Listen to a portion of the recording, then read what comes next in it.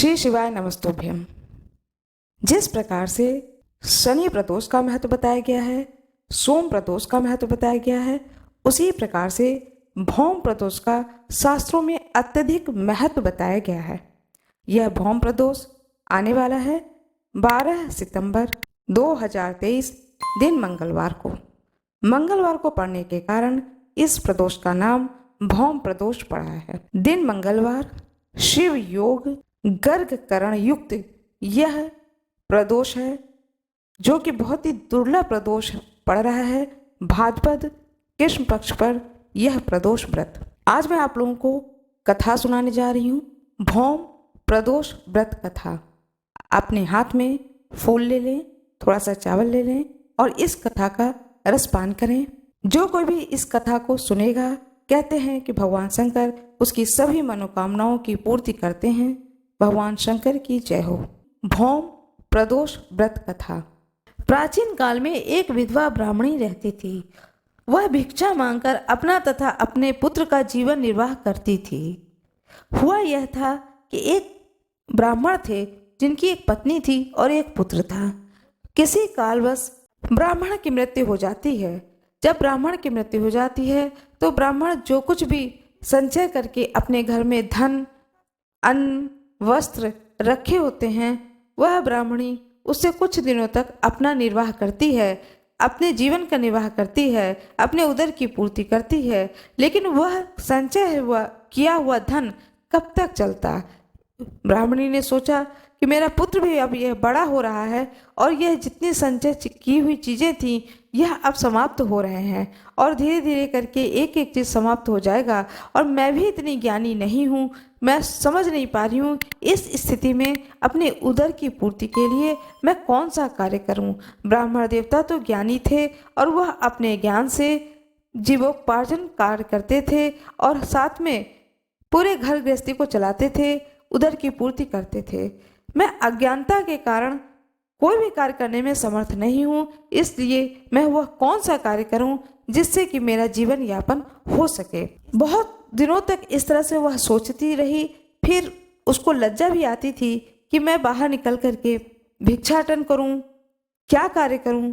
फिर उसने सोचा कि यह मेरा पुत्र है जो कि अभी बालक है, कुछ दिनों में यह बड़ा हो जाएगा और उसके बाद में यह कार्य मुझे नहीं करना होगा।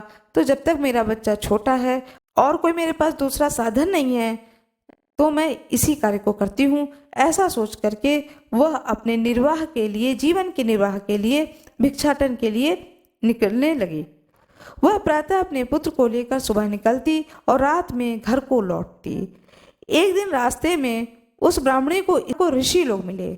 ऋषियों की आज्ञा से उस ब्राह्मणी ने शिव जी के प्रदोष का व्रत करना आरंभ कर दिया। एक दिन जब वह भिक्षाटन करके लौट रही थी तो रास्ते में उसे विदर्भ देश का राजकुमार मिला, जो अपने पिता की मृत्यु के कारण इधर उधर मारा फिर रहा था।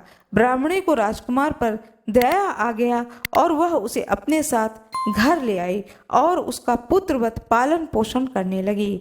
एक दिन दोनों बालक वन में घूम रहे थे। उन्होंने वहां गंधर्व कन्याओं को क्रीड़ा करते देखा। ब्राह्मण कुमार तो घर लौट आया, परंतु राजकुमार अंशुमति नामक गंधर्व कन्या से बात करने लगा। उस दूसरे दिन भी उसी स्थान पर राजकुमार पहुंच गया। वहां अंशुमति अपने माता पिता के साथ बैठी हुई थी। कुछ दिनों बाद माता पिता ने राजकुमार से कहा कि तुम विदर्भ देश के राजकुमार हो, हम शंकर भगवान की आज्ञा से अंशुमति का विवाह तुम्हारे साथ कर देते हैं। फिर राजकुमार का विवाह अंशुमति से हो गया।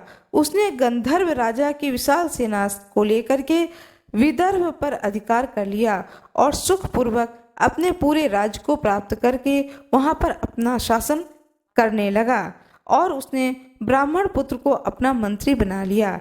यथार्थ में यह सब ब्राह्मणी के प्रदोष व्रत का ही फल था। तभी से समाज में प्रदोष व्रत की महत्ता बढ़ गई। भगवान शिव की कृपा से जिस तरह से उस ब्राह्मणी और उसके पुत्र के दिन फिरे, उन्हें उनके अच्छे दिन आए, बुरे दिन की समाप्ति हुई और उनके अच्छे दिन आए। इसी प्रकार से जो कोई भी भगवान शंकर का भक्त है उसके बुरे दिन समाप्त हो। ओम नमः शिवाय। भगवान गणेश की जय हो, भोले बाबा की जय हो, माता पार्वती की जय हो। हर हर महादेव। जो प्रदोष व्रत मंगलवार के दिन पड़ता है वह प्रदोष भौम प्रदोष व्रत या मंगल प्रदोष व्रत कहा जाता है। जिस किसी भी कुंडली में मंगल दोष होता है वह यदि भूम प्रदोष व्रत करते हैं तो कहा जाता है कि उनका मंगल दोष की समाप्ति होती है। भौम प्रदोष का कथा इस प्रकार से है। एक समय की बात है, एक नगर में एक वृद्धा रहती थी। उसका एक ही पुत्र था। वृद्धा हनुमान जी पर गहरी आस्था रखती थी। वह प्रत्येक मंगलवार को नियम पूर्वक व्रत रखकर हनुमान जी की आराधना करती थी। एक बार हनुमान जी ने अपनी भक्तिनी उस वृद्ध महिला की श्रद्धा का परीक्षा करने का विचार किया। हनुमान जी साधु का वेश धारण कर वृद्धा के घर आए और पुकारने लगे, है कोई हनुमान भक्त जो हमारी इच्छा पूर्ण करे। आवाज को सुन करके वृद्धा जल्दी से बाहर आ गई और साधु को प्रणाम करके बोली, आज्ञा महाराज। हनुमान जी वेशधारी साधु बोले, मैं भूखा हूँ, भोजन करूँगा, तुम थोड़ी जमीन लीप दो। वृद्धा दुविधा में पड़ गई। अंततः हाथ जोड़कर बोली, महाराज लीपने और मिट्टी खोदने के अतिरिक्त आप कोई दूसरी आज्ञा दे तो मैं अवश्य पूर्ण करूंगी। साधु ने 3 बार प्रतिज्ञा कराने के पश्चात कहा, तू अपने बेटे को बुला, उसकी पीठ पर आग जलाकर भोजन बनाऊंगा। यह सुनकर वृद्धा घबरा गई, परंतु वह प्रतिज्ञाबद्ध थी। उसने अपने पुत्र को बुलाकर साधु को सौंप दिया। वेशधारी साधु हनुमान जी ने वृद्धा के हाथों से ही उसके पुत्र को पेट के बल लिटवाया और उसकी पीठ पर आग जलवाई। आग जलाकर दुखी मन से वृद्धा अपने घर में चली गई। इधर भोजन बनाकर साधु ने वृद्धा को बुलाकर कहा कि उसका भोजन बन गया है, तुम अपने पुत्र को पुकारो ताकि वह भी आकर भोग लगा ले। इस पर वृद्धा बोली कि उसका नाम लेकर मुझे और कष्ट न दे। लेकिन जब साधु महाराज नहीं माने तो वृद्धा ने अपने पुत्र को आवाज लगाई। वह अपनी माँ के पास आ गया।